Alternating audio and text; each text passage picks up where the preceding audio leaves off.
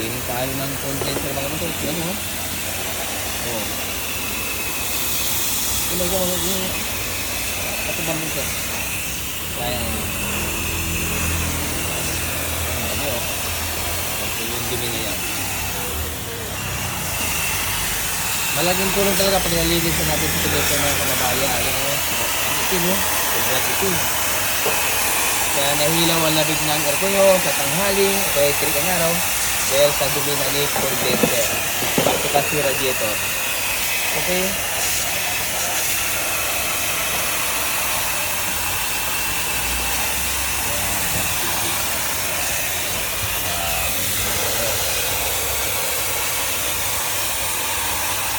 Ito mga maintenance tayo ito magpapalinis ng mga aircon natin mga kababayan. Ang dumi, grabe. Sobrang dumi yan, no?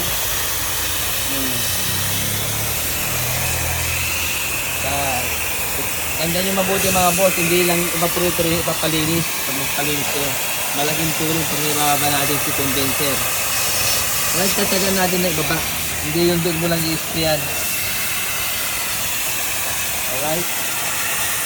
Pagpalik natin ang microphone yan. Wala. Basta rin lang.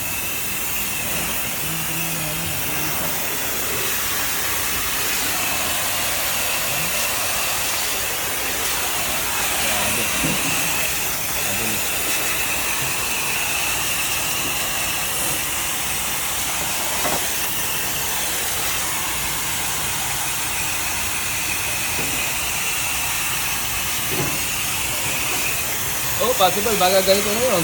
Ganito na kadumi yung condenser nyo.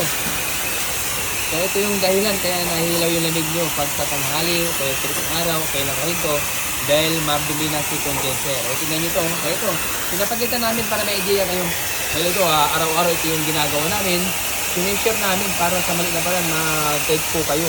Dahil saan man kayo naroon, may idea po kayo. So, ito yung mga gagawin mga kababayan.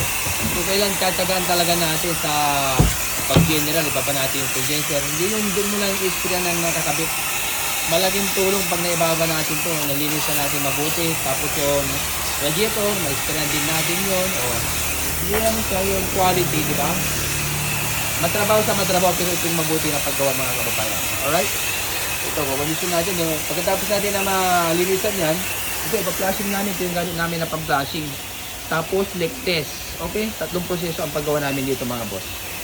Ay, ito, palalamigin namin ito. Ito, natin. Thank you.